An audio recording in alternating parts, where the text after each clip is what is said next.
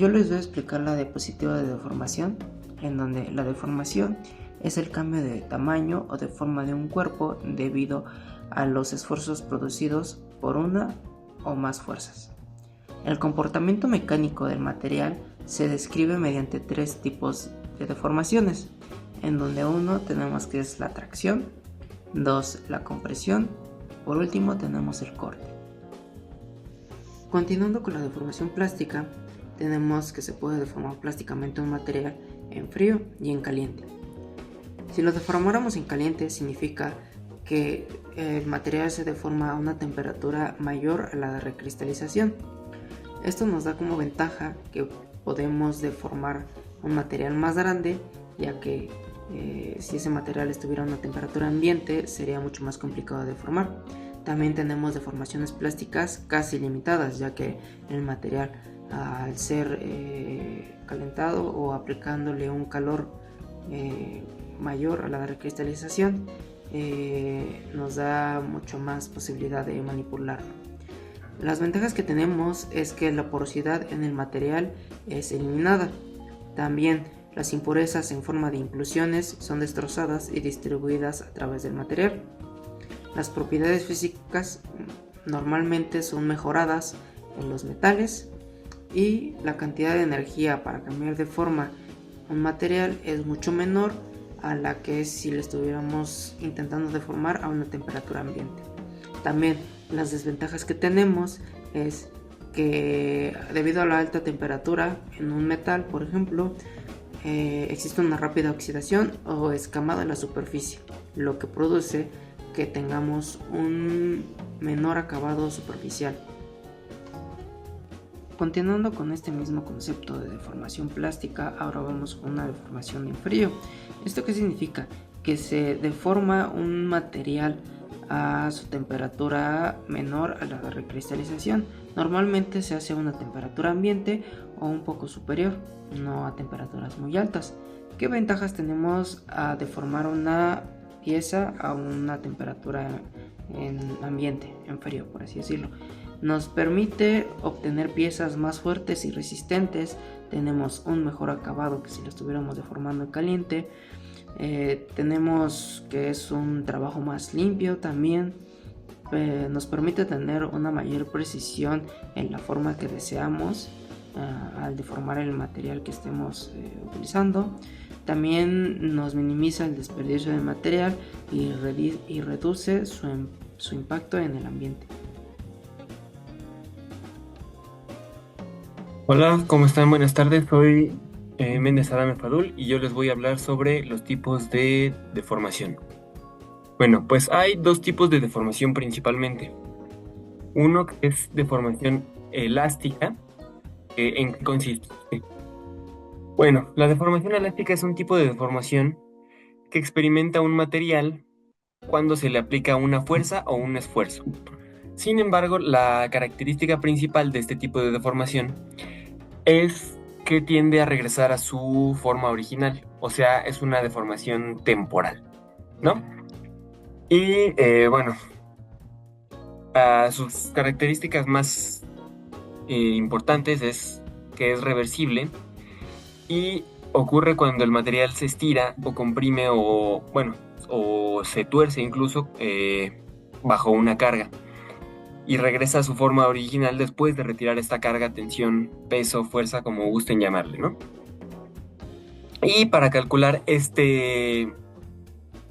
deformación, esta elongación que generalmente se representa, se usa la ley de Hooke. Y bueno, la deformación se representa de manera gráfica con el módulo de Young, que lo veremos en la presentación que sigue. Hay otro tipo de deformación que por su contrario se llama deformación plástica. Este tipo de deformación ocurre cuando pues la pieza llega, de igual manera se ejerce una fuerza, una tensión, un peso que pasa el límite elástico y bueno, pasa a una deformación permanente, ¿no? Bueno, la característica más importante de esta es que la deformación pues es permanente y es irreversible. Además de que, bueno, afecta las propiedades mecánicas del material. ¿Qué significa esto? Que no puedes, por ejemplo, volverlo a deformar hacia el otro lado y esperar que tenga la misma resistencia, la misma... bueno, el mismo aguante simplemente a los esfuerzos, ¿no? Y bueno, aquí debajo está representada la gráfica del módulo de Young. Esta línea recta implica que es esta línea recta, todo esto es deformación elástica. A partir del punto de aquí es el límite elástico que cuando se supera empieza comienza la deformación plástica. Esta gráfica es fuerza contra elongación. ¿Te das cuenta? A partir de cierto punto, bueno, a partir del límite, no se necesita aplicar mucha más fuerza para que empiece a deformarse la pieza. Y bueno, llega a un punto máximo. Cuando se llega a este punto máximo, la pieza simplemente se rompe. O sea, en vez de tener pues básicamente una pieza, tienes dos. Ahora, hay ciertos materiales que tienen una particularidad con esta deformación, y es que no tienen una deformación plástica. Todas las deformaciones, por muy rígidos que uno los vea, tienen una deformación elástica, aunque sea muy mínima, pero existe. Sin embargo, hay materiales que no tienen una deformación plástica. Al llegar a este punto, que es el límite de ruptura, el límite elástico, simplemente pasan directamente al punto de ruptura, no existe un comportamiento plástico. Estos materiales son, por ejemplo, los cerámicos, que son los más comunes. Los demás pueden ser aleaciones de metales, plásticos, que todo esto se usa en la industria automotriz, y pues más ejemplos los veremos en las presentaciones más adelante.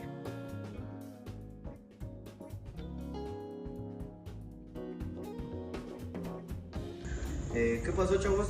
Me llamo Eric Tyson Rodríguez Camarena y les voy a explicar en este momento, en la parte de la diapositiva de la exposición, sobre los mecanismos de deformación aplicados a la ingeniería en sistemas automotrices. En este caso les voy a hablar sobre la deformación elástica. La deformación elástica ocurre cuando tenemos algún mecanismo, en este caso en la suspensión, que cuando obtiene una carga se presiona y se deforma a su estado original. En este caso tenemos un resorte de suspensión y en este caso les voy a demostrar cómo funciona la deformación de este resorte. Este resorte es una parte de la suspensión de un auto. Tenemos esta herramienta que es un opresor de resorte. Observar.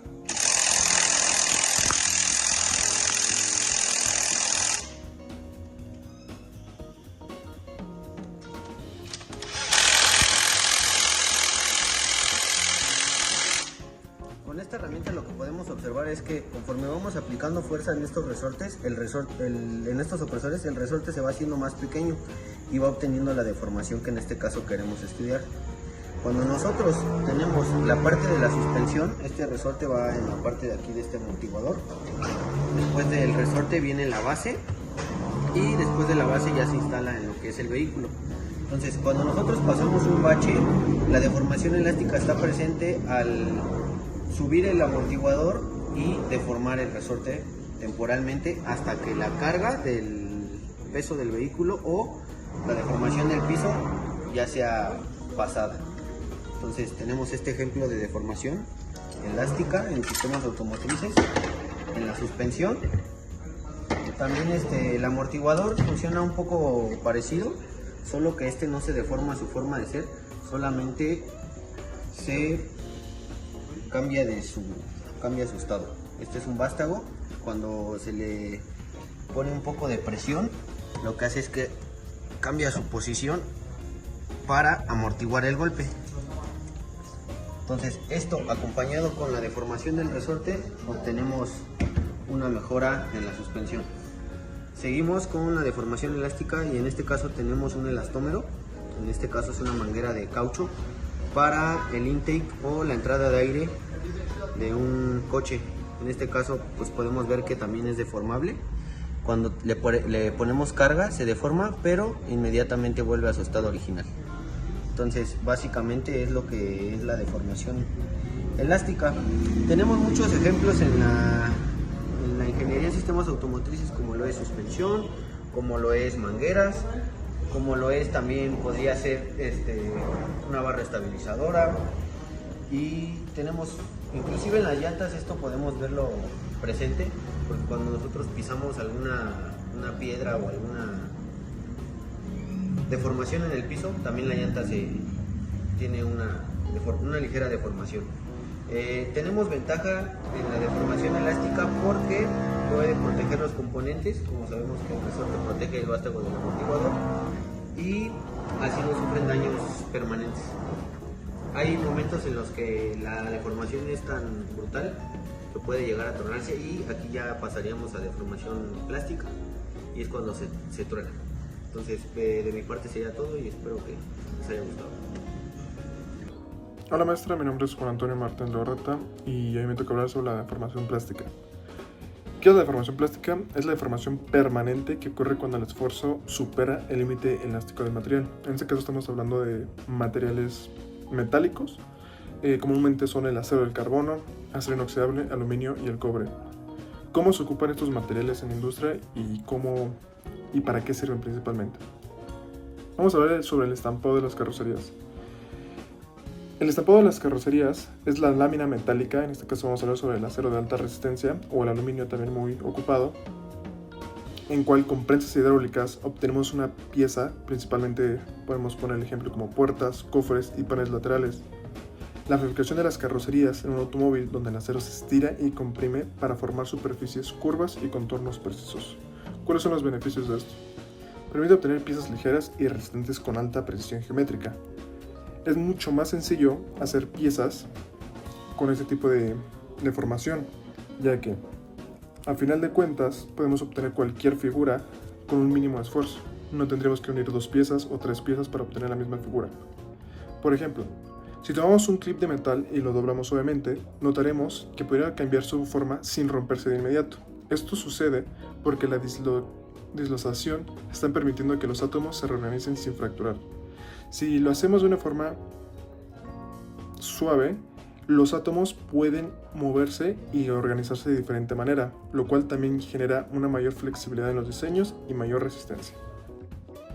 Buenas tardes, maestra. Yo soy Ian Daniel Martínez Uc. Yo les voy a exponer la fórmula de módulo de Young y voy a realizar un pequeño ejercicio de módulo de Young. Primero explicaré la fórmula. E es igual a al módulo de Young. La letra de aquí es sigma, que es el esfuerzo que se hace sobre la deformación que se hace, y el esfuerzo es igual a fuerza sobre el área, y la deformación podría ser igual a la diferencia de longitud sobre la longitud inicial, que eso ya aplicando como una ley de sándwich para que no se vea tan así, es la fuerza por la longitud inicial iría aquí y el área por la diferencia de longitud iría aquí, y a continuación haré el ejercicio. A continuación seguirá el ejercicio que haré sobre módulo de Young. ¿Qué área de la sección mínima debe de darle a un alambre de aluminio de 4 metros de longitud destinado a experimentar una tensión de 60 newton si la elongación máxima permitida es de 0.3 centímetros? Se expresa el resultado en milímetros cuadrados. El módulo de Young del aluminio sería de 14 por 10 a la 10 newton metro cuadrado. Entonces me pide que calcule el área. Entonces la fórmula que vimos al principio, solamente haríamos un despeje, sacar el área. Entonces sacaríamos la fuerza sobre el área,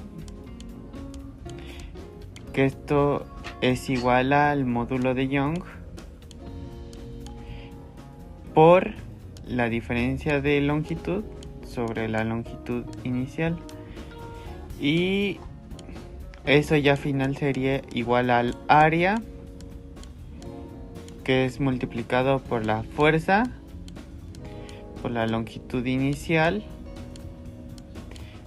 sobre el módulo de Young por la diferencia de longitud. Y entonces ahí ya nada más haríamos la sustitución, pero primero necesitamos pasar esto a metros, que sería 0.003 metros. Entonces ahora sí ya quedaría lista para la sustitución que se haría, que sería la fuerza de 60 newton por la longitud inicial, que son 4 metros, sobre el módulo de Young, que sería de 14 por 10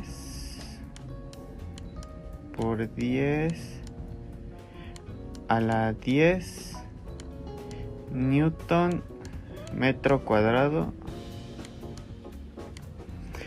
por 0.003 metros, que yo no me alcanzo a poner metros, pero es ahí. Entonces ya nada más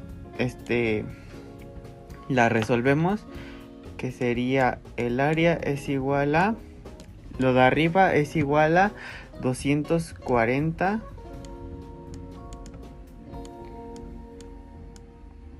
newton metro,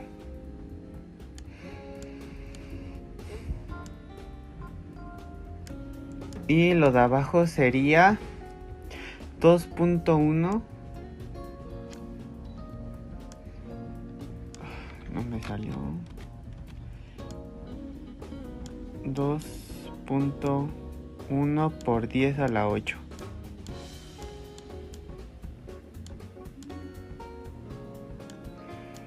Que eso sería newton metro cúbico.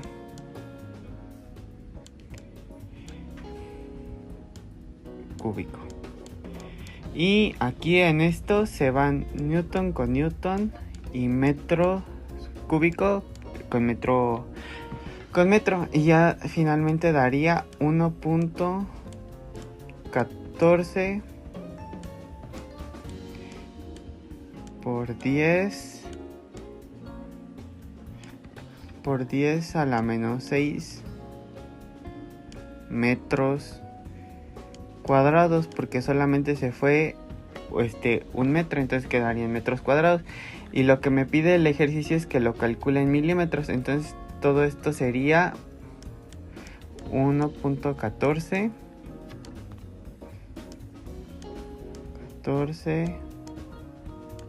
milímetros cuadrados, y eso sería todo el ejercicio. Gracias por su atención.